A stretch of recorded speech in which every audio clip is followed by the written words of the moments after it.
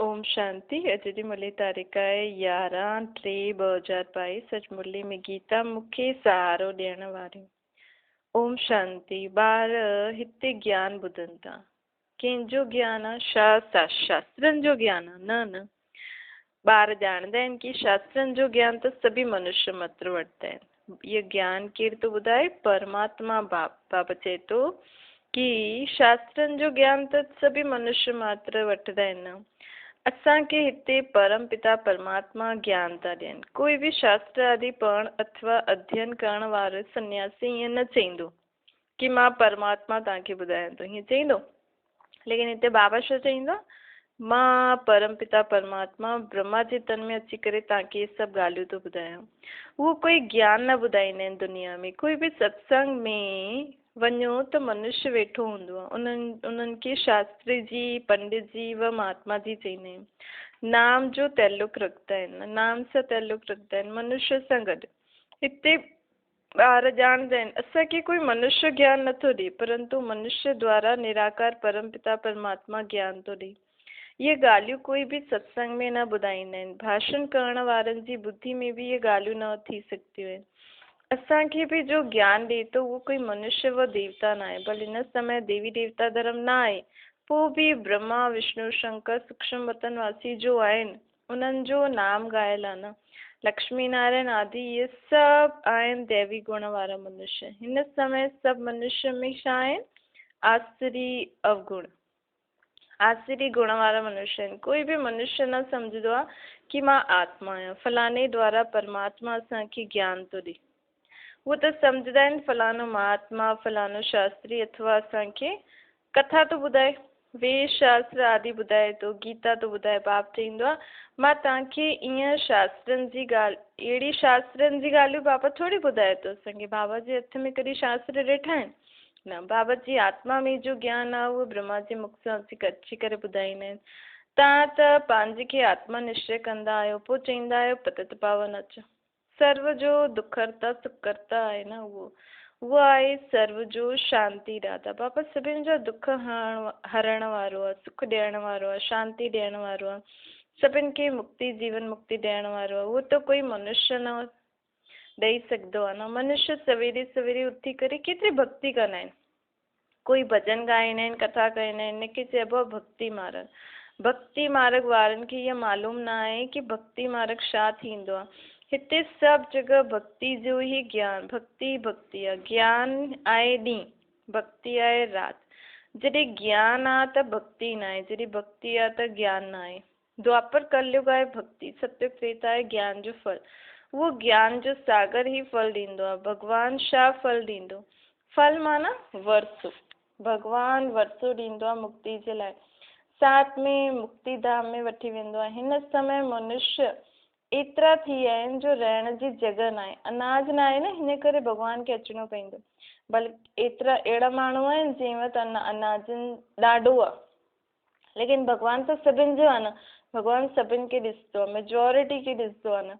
Majority majority वटि खाइण लाइ न आहे त भॻवानु त हुननि सभिनि जे लाइ बि ईंदो न।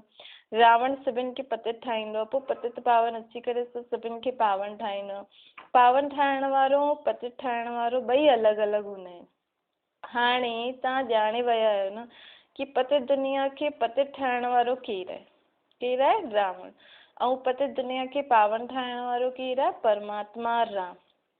चईंदा आहिनि पतित पावन अचो, हिक खे ई सॾु कंदा आहिनि। सर्व जो पालन करता उहो हिकु ई आहे। सतयुग में कोई विकारी हूंदो ई न। पतित था जो विकार में वेंदा आहिनि, ख़ासि काम विकार में वेंदा आहिनि, उन्हनि खे पतित चईंदा आहिनि। इसे त सभी विकार बुरा आहिनि। सन्यासी विकार में न वेंदा आहिनि, हिन करे चईंदा आहिनि पतित। उन्हनि विकार में न वेंदा आहिनि, हिन करे उन्हनि खे पतित न चईंदा आहिनि। चइबो आहे न पवित्र आत्मा। 5 विकारनि जो संन्यास कयल न आहे। नंबर 1 विकार आहे काम। क्रोध त सन्यासियुनि में बि हूंदो आहे। स्त्री खे छॾे वेंदा आहिनि, सम्झंदा आहिनि हुननि जे संग सां असां निर्विकारी रही न सघंदा आहियूं। शादी जो मतिलबु ई आहे। हिन समय दुनिया में माण्हू शादी करे थो विकार जे लाइ न। सतयुग में इहो क़ाइदो न हूंदो आहे। बाप सम्झाईंदो आहे ॿार हिते पतित कोई हूंदो न आहे। देवताउनि जी महिमा आहिनि सर्वगुण संपन्न संपूर्ण निर्विकारी। रावण राज्य शुरू ई थींदो आहे द्वापर में। बाप ख़ुदि चईंदो आहे काम खे जीतो, तव्हां मूंखे यादि करो ऐं पवित्र दुनिया खे यादि करो त तव्हां पतित न ठहींदो। भई बाबा खे यादि कंदासीं ऐं बाबा खे यादि करण सां छा प्राप्ति थी थिए? त एतिरी ऊची प्राप्ति जे लाइ ये विकार त माण्हू छॾे सघंदा आहिनि न। मां पावन दुनिया स्थापना करण आयो आहियां। ॿी ॻाल्हि आहे, हिकु बाप जा ॿार ब्राह्मण ब्राह्मणियूं तव्हां सभु आपस में भाउ भेण ठहियो न। हीअ ॻाल्हि जेसि ताईं सुठी तरह कंहिंजी बुद्धि में न वेहे तेसि ताईं विकार छुटी न सघंदा। जेसि ताईं असां बि जेका ब्राह्मण ॿार आहियूं हिक ॿिए सां गॾु रहूं था, हुननि जे बुद्धि में बि हुजिणो खपे। पर घर गृहस्थ में बि कई ॿार रहंदा आहिनि, हुननि जी बुद्धि में बि पको रहे कि असां सभु भाउ भेण आहियूं। बाबा सिर्फ़ु गृहस्थीनि जे लाइ नथो चए, बाबा उन्हनि सभिनि ॿारनि खे थो चए जेका सेंटर ते बि कुमार कुमारियूं बि रहंदा आहिनि किथे किथे, त उन्हनि सभिनि जी बि बुद्धि में रहे कि असां सभु भाउ भेण आहियूं। जेसि ताईं ब्रह्मा जी संतान न ठहींदा तेसि ताईं पावन ठहिणु ॾाढो मुश्किल आहे, पर मदद बि न मिलंदी। अच्छा ब्रह्मा जी ॻाल्हि छॾो, तव्हां चईंदा असां भॻवान जा ॿार आहियूं, साकार में चईंदा आहिनि, हिन हिसाब सां बि भाउ भेण ठहियो न।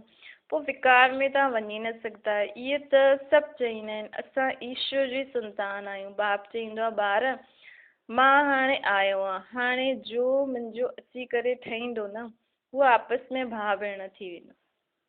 भई स्त्री बि कुमारी बि चए थी बाप, कुमार पुरुष बि चए थो बाप, त ॿिन्हिनि जो बाप थी वियो त भाउ भेण थी विया न। ब्रह्मा द्वारा भाउ भेणनि जी रचना थींदी आहे, त पोइ विकार में वञण जी ॻाल्हि ई न आहे। विकारनि खे छॾण जो इहो ॾाढो सहज तरीक़ो आहे कि असां सभु भाउ भेण आहियूं। इहा स्मृति पको रखो बुद्धि में। बाप चए थो इहो तव्हांजो अंतिमो जन्म, हिकु जन्म जे लाइ तव्हां हिन विकार जो त्याग करो। सन्यासी माण्हू छॾंदा आहिनि, जंगल में हली वेंदा आहिनि। तव्हां छॾंदा आहियो पवित्र दुनिया जे लाइ, उहो जंगलनि में तप करण जे लाइ विकार छॾंदा आहिनि। असांखे सत्युगी दुनिया में विश्व जी बादशाही प्राप्त करणी आहे, हिन जे लाइ असांखे विकार छॾिणो आहे। सन्यासियुनि खे कोई टेम्पटेशन न आहे। गृहस्थ माण्हू उन्हनि जो ॾाढो मान कंदा आहिनि, परंतु उहो कोई मंदरनि में पूजन लाइक़ु थोरी थींदा आहिनि। भले उहो पवित्र रहनि था, लेकिन उहे शरीर छॾंदा त बि उन्हनि जी कोई समाधि ठाहे छॾंदा। लक्ष्मी नारायण जी ऐं राधे कृष्ण जहिड़ो मंदिर थोरी ठहींदो उन्हनि जो। मंदिर में पूजनीय लाइक़ु त तव्हां देवी देवता ई ठहींदो, छो जो तव्हांजी आत्मा ऐं शरीर ॿई पवित्र अथव। हिते असांखे पवित्र शरीर मिले न सघे, इहे त तमो प्रधान पतित शरीर आहे। पंज तत्व बि पतित आहिनि, हुते आत्मा बि पावन रहंदी त पंज तत्वनि जो शरीर बि असांखे मिलंदो सतो प्रधान। हाणे आत्मा बि तमो प्रधान त तत्व बि तमो प्रधान, इन करे शरीर बि अहिड़ो आहे। शरीर त तत्वनि सां ई ठहींदो आहे न, इन करे बाढ़ आदि केतिरा थींदा रहंदा आहिनि। के दुख ॾियण इहे बि तमो गुण आहे न। सत्य में तत्व बि कंहिंखे दुख न ॾींदा आहिनि। हिन समय मनुष्य जी बुद्धि बि तमो प्रधान, सतो रजो तमो में बि ज़रूरु अचिणो आहे, न त पुराणी दुनिया कीअं थी जो पोइ नई ठाहिण वारो अचे। हाणे बाप चए थो मुंहिंजो बि त पार्ट हुजिणो खपे न, त पुराणी थींदी तॾहिं त मां ईंदमि। हाणे बाप चए थो ॿार पावन ठहो। इहो अंतिम जन्म रावण जी ज़ंजीरनि सां पाण खे छुड़ायो। असुरी मथे अधु कलप था पतित रहियो, इहा ॾाढी बुरी आदत आहे। सभिनि खां वॾो दुश्मन मनुष्य आत्मा जो केरु आहे? काम। छोटेपन में ई बि कई बार त विकार में हली वेंदा आहिनि। अॼुकल्ह ॾिसो नंढनि नंढनि ॿारनि सां बि माण्हू केॾो गंद थो करे, छो जी संग अहिड़ो आहे न, समय ई अहिड़ो आहे पतित। ऐं ॿियो हिसाब किताब चुकतो करिणो आहे, त पतित ज़रूरु ठाहिणो आहे। अगरि कोई नंढे ॿार सां बि ग़लति कमु थो करे न, मतिलबु हुन आत्माउनि जो हुन सां हिसाब किताबु आहे, लेकिन चुकतो करिणो आहे, छो जे कलयुग जो अंत तो समय थो हले। त इन करे माण्हू नंढे ॿारनि खे बि नथो छॾे। संन्यास धर्म जो बि पार्ट आहे न। सृष्टि खे जली मरण सां कुझु बचाईंदा आहिनि। हाणे ड्रामा खे बि तव्हां ॿार ॼाणंदा आहियो, पर चईंदा आहिनि क्रिश्चन धर्म जा एतिरा वर्ष थिया, परंतु इहे न ॼाणंदा आहिनि कि क्रिश्चन धर्म पोइ ख़तमु कॾहिं थींदो। चईंदा आहिनि कलयुग खे अञा 40,000 वर्ष हलणो आहे, त क्रिश्चन आदि सभु धर्म 40 वर्ष ताईं वृद्धि के पाईंदा न। हाणे 5,000 वर्ष में ई जगह पूरी न आहे, खाइण लाइ न आहे, त सोचो 40,000 वर्ष खां पोइ त अलाए छा थी वञे। पोइ त कुझु रहंदो ई न शास्त्रनि में त ॾाढो कपोड़ा लॻाए छॾिया अथनि, इन करे कोई वीरलो ई न ॻाल्हियुनि खे सम्झी करे क़दम क़दम ते श्रीमत ते हलंदा। श्रीमत ते हलणु केतिरो डिफिकल्ट आहे। लक्ष्मी नारायण जी खे सॼी दुनिया पूॼे थी, हाणे उहो तव्हां ठाहो था, इहे तव्हां ई ॼाणंदा आहियो, सो बि नंबरवार। हाणे बाप चए थो मूंखे यादि करो, घर खे यादि करो, घर त जल्दी यादि ईंदो न। मनुष्य 8-10 वर्ष जी मुसाफ़िरी करे घर लौटंदा आहिनि त ख़ुशी थींदी आहे की हाणे असां पंहिंजे बर्थ प्लेस ते था वञूं। हाणे उहा मुसाफ़िरी थींदी आहे न थोरे समय जे लाइ, हिन करे घर खे भुलिजंदा न आहिनि उहे जेका माण्हू वेंदा आहिनि। लेकिन हिते त असांखे 5000 वर्ष थी विया आहिनि, हिन करे घर खे त बिल्कुलु ई भुलिजी विया आहियूं। चऊं था मथे मथे मथे मथे काॾे पतो न आहे। हाणे बाप अची करे सभु कुझु ॿुधाए थो की ॿार ये पुराणी दुनिया आहे, हिनखे हाणे आग लॻणी आहे, कोई बि बचंदो न। हिन कलयुगी दुनिया जी सभु सामग्री समाप्त थी वेंदी, तव्हांजा शरीर बि जली वेंदा। इनखे सभिनि खे आग लॻणी आहे, कोई बि बचंदो न आहे, सभिनि खे ख़तमु थियणो मरणो आहे। इन करे सड़ी हुई दुनिया, सड़े हुए शरीर सां प्यार न रखो। बाबा चए थो हाणे आत्मिक प्यार रखो। शरीर बदलदे बदलदे 5000 वर्ष पूरा थिया, 84 बार शरीर चेंज कयो अथव। हाणे बाप चए थो तव्हांजा 84 जन्म पूरा थी विया, तॾहिं त मां आयो आहियां, तव्हांजो पार्ट पूरो थी वियो त सभिनि जो पूरो थी वियो, तव्हांजो पूरो थी वियो जॾहिं तव्हां 84 जन्म वरिता। बाक़ी सभु त देर आया, जॾहिं तव्हांजो पूरो थियो त सभिनि जो पूरो थियो न, तव्हांजो पार्ट पूरो थियो त सभिनि जो पूरो थियो। इहे नॉलेज खे धारण करिणो आहे, सॼी नॉलेज बुद्धि में आहे। बाप द्वारा नॉलेजफुल ठहण सां पोइ सॼे विश्व जा मालिक ठही वेंदा, ऐं विश्व बि नई थी वेंदी। भक्ति मार्ग में जो बि कर्म कांड जी वस्तू आहिनि सभई ख़तमु थियणियूं आहिनि, सभु ख़तमु थी वेंदियूं। पोइ कोई हिकु बि हे प्रभु चइण वारो न रहंदो। हाय राम, हे प्रभु, ये अक्षर दुख में निकिरंदा आहिनि, सतयुग में ई निकिरंदा न, छोजी हुते दुख जी ॻाल्हि हूंदी न आहे। सतयुग में न निकिरंदा, सतयुग में न निकिरंदा आहिनि, द्वापर कलयुग खां निकिरंदा आहिनि, ऐं हाणे कलयुग जे अंत में त जास्ती निकिरंदो आहे। सतयुग में पोइ सतयुग त्रेता में पोइ हिननि शब्दनि जो नामो निशान न थींदो। त अहिड़े बाप जेके यादि करिणो खपे न, उन्हनि जी मत ते हलणो खपे। छो था हलो? ईश्वर मत सां जॾहिं मनुष्य आत्मा खे सुख थो मिले, दुख ख़तमु थो थिए न। जंहिं ॻाल्हि सां दुख ख़तमु थींदो उन्हनि जी ॻाल्हि ते त अखि बंदि करे बि हलणो खपे, सपने में बि उहो यादि रहणो। ॾिसो अॼु कोई कंहिंखे शरीर जी बीमारी हूंदी आहे, कोई उपाय ॿुधाए छॾे की तव्हां ईअं करो त ठीकु थी वेंदो, त माण्हू कीअं लॻी वेंदो आहे न।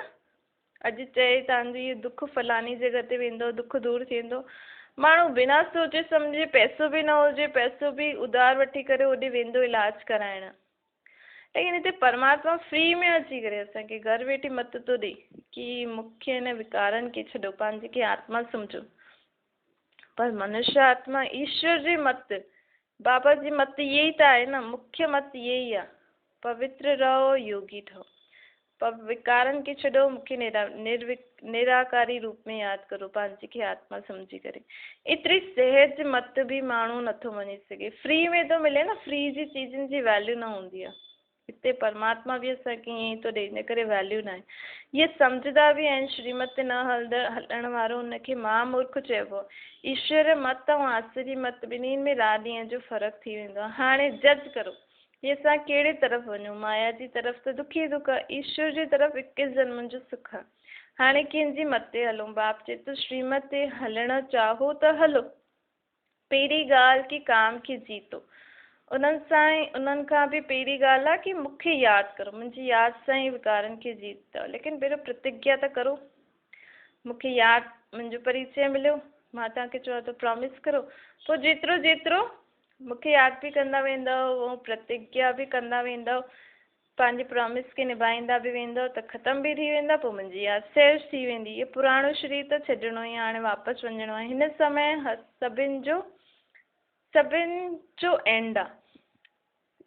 हाणे असांखे ख़्यालु करिणो आहे कि असां 84 जन्म पूरा थिया, हाणे इहा पुराणी खाल छोड़नी आहे। हुते सतयुग में असांखे इहे ॿुढो, बाबा चईंदा आहिनि सतयुग में माण्हू जॾहिं ॿुढो थींदो आहे न, त उहो ख़ुशी ख़ुशी शरीर छॾंदो आहे कि हाणे मुंहिंजो ये शरीर ॿुढो थी वियो, पुराणो थी वियो, हाणे मां नयो शरीर वठंदमि। हिन पुराणी दुनिया जो महाविनाश थियणो ई आहे। इहे ॻाल्हियूं कोई शास्त्रनि में न आहिनि। ये बाप वेही सम्मुख सम्झाए थो। ये सभु ॻाल्हियूं ध्यान में रहे त उहो सौभाग्य केतिरो सहज आहे न। पोइ बि पतो न स्वीट होम स्वीट राजधानी खे छो भुलिजी वेंदा आहिनि, यादि छो न कंदा आहिनि, संग दोष में अची करे गंदा थी वेंदा आहिनि। बाबा चवंदा आहिनि ॿार गंदा विकल्प ॾाढा ईंदा, परंतु कर्मेंद्रियनि सां कोई कमु न कजो। ईअं न विक्रम करे पोइ लिखो बाबा ये विक्रम थी वियो, क्षमा करो। विक्रम करे छॾियो त हुनजो 100 गुणा दंड मिलंदो। मतिलबु संकल्पनि में ईंदा, लेकिन कर्मेंद्रियनि सां करे छॾियो त 100 गुणा दंड मिलंदो। हिक खे हिकु त ॿुधाईंदा न त दंड पईंदो। चलो ठीकु आहे, थी वियो त थी वियो, लेकिन बाबा खे ॿुधाईंदव त अधु माफ़ थी वेंदो, ऐं न ॿुधाईंदव छुपाईंदव त पोइ ॿी सज़ा मिलंदी। हिन समय पतो न पवंदो आहे कि अजामिल केरु आहे। मतिलबु कई माण्हू हेॾा गुप्त रहंदा आहिनि न, ॿाहिरां ॾाढा सुठा, लेकिन अंदर ई अंदर अजामिल सभु पापी। लेकिन हाणे बाबा मिलियो आहे न त सभु पतो थो पए कि केरु अजामिल आहे केरु छा आहे। हिन समय बाबा जो ठहिण जे पोइ पतो लॻंदो आहे कि अजामिल केरु आहे। जो ईश्वर जी गोद वठी करे विकार में वेंदो आहे त सिद्ध थींदो आहे कि हीउ ॾाढो वॾो अजामिल पाप आत्मा जो विकार बिगर रही न सघंदी आहे। बाइस्कोप सिनेमा आदि सभिनि खां गंदो ठाहिण वारो आहे, सभिनि खां ज़्यादा। तव्हां में कोई विकार न हुजणो खपे। तव्हांखे कोई बि विकार सां दूर भॼणो आहे। असां में विकार न हुजणो खपे। हाणे विकारनि खे भॼायो, बाबा खे यादि करे। ब्रह्मण आहे निर्विकारी, त संग बि निर्विकारिन ब्रह्मणनि जो करिणो आहे। शूद्र जे संग में दुखी थींदा आहिनि। शरीर निर्वाह अर्थ त सभु कुझु करिणो पवंदो आहे, परंतु कर्मेंद्रिय सां कोई विक्रम न करिणो खपे। हा, ॿारनि खे सुधारण लाइ सम्झाइणो आहे, कोई न कोई युक्ति सां हल्की सजा ॾियणी आहे। रचना रची आहे त रिस्पॉन्सिबिलिटी बि आहे, उन्हनि खे बि सच्ची कमाई कराइणी आहे। नंढे नंढे ॿारनि खे बि चओ, थोरो सो सिखलाईंदा रहो त सुठो आहे। शिव बाबा खे यादि करण सां मदद मिलंदी। सचे दिलि ते साहिब राज़ी हूंदो आहे। सचे दिलि वारे ॿारनि खे ई बाप जो सहारो मिलंदो आहे। हाणे सॼी दुनिया में कोई कंहिंजो सहारो न आहे। सहारो हूंदो आहे सुख जे लाइ। हिकु परमात्मा खे यादि करणु, उहो ई अची करे सभिनि खे शांती ॾींदा। सतयुग में सभी सुखी आहिनि, बाक़ी सभु आत्माएं शांति रेश में रहंदियूं आहिनि। भारत स्वर्ग हुयो, सभु विश्व जा मालिक हुया।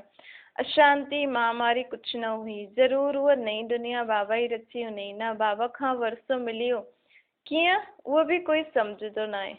उन्हनि खे राम राज्य चइबो आहे। हाणे न आहे, हुयो सही, उहो ई भारत जो पूज्य हुयो, हाणे पुजारी ठहियो आहे। पोइ पूज्य ज़रूरु ठहींदो।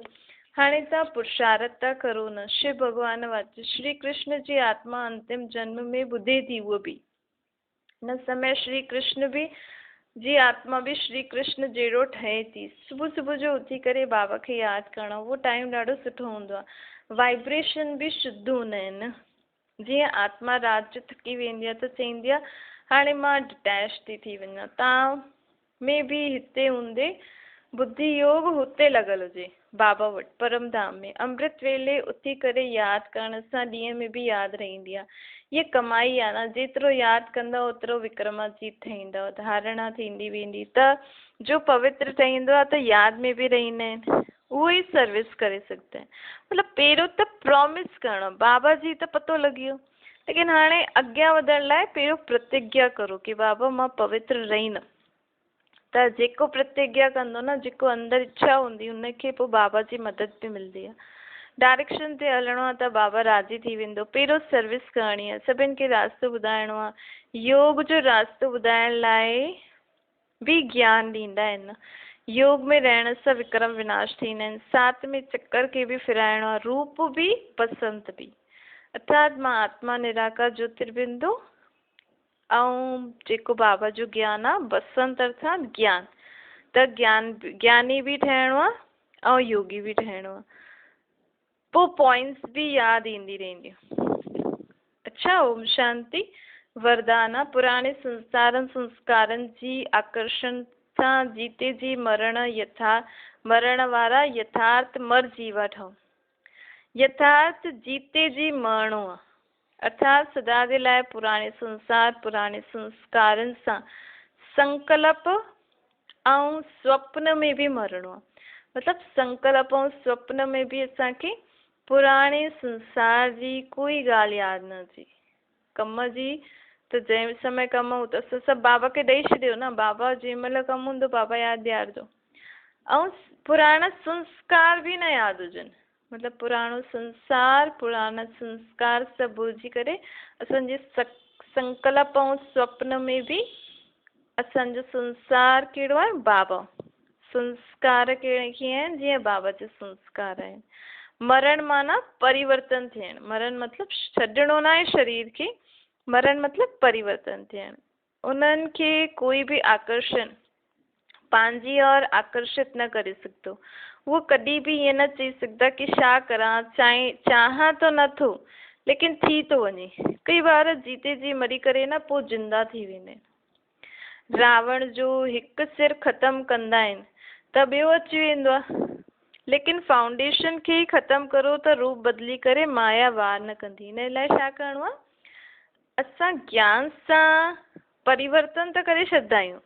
भई ज्ञान सां सम्झी त वियासीं बाबा असांजो संसार आहे, बाबा जा जेका संस्कार आहिनि उहे ई आहिनि, लेकिन ज्ञान सां असां पुराणे पंहिंजे संस्कार ऐं संसार खे मारे त छॾियो, परिवर्तन त करे छॾियो, लेकिन उनखे जलाइणो आहे।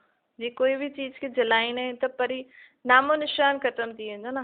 त एकाग्र थी करे मां आत्मा निराकार बाबा इन रीति हिकदमि एकाग्र थी करे, जेके ज्वाला रूप यादि चइबी आहे, योग अग्नि, बसि एकाग्र थी करे बाबा मूंखे किरनियूं थो ॾियो। बाबा जी किरनियुनि सां मुंहिंजो सॼो पुराणो संसार सां सभु नाता ख़त्म, हाणे नए संसार बाबा सां गॾु मुंहिंजो कनेक्शन जुड़ियो ऐं बाबा जे कनेक्शन सां हाणे ॿिया कनेक्शन आहिनि। सभु पुराणा संस्कार ख़त्म, हाणे बाबा जा जेका संस्कार आहे उहो मुंहिंजा संस्कार आहे। ये संकल्प करे हिकु एकाग्रती चित थी करे जॾहिं असां योग अभ्यास कंदासीं न, तॾहिं उहो जली वेंदा। पोइ घड़ी घड़ी ये शिकायत जेकी थींदी आहे न, थोरो समय त ठीकु ते न आहियूं, वरी वैसा जा वैसा, पोइ ईअं न थींदो। छो मारदा त आहियो, लेकिन मरियल चीज़ पोइ जिंदा थी वेंदी आहे कॾहिं बि। इन करे मारण सां गॾु जलाइणो बि आहे। बाबा खे यादि कर, इन करे ज्ञानी बि ठहो, योगी बि पक्का ठहो। स्लोगन आहे, सभिनि खां लकी उहो आहे जो यादि ऐं सेवा में सदा बिज़ी रहे। त उहो लकी आत्मा आहे, छो जो यादि रहंदी त बाबा सां गॾु, बाबा जी यादि सां गॾु हर कर्म कंदा रहंदासीं त माया बि ॾिसंदी न, इहे त बिज़ी आहे, मूंखे माया कीअं ईंदी आहे, व्यर्थ संकल्पनि जे थ्रू ईंदी आहे न। अगरि असां मन बुद्धि सां बाबा सां बिज़ी आहियूं, कर्मनि जे सां कमु करूं था बाबा सां गॾु, त माया जा संकल्प ईंदा ई न, व्यर्थ संकल्प, त कुझु डिस्टर्बेंस विघ्न ईंदो ई न। छा ओम शांति।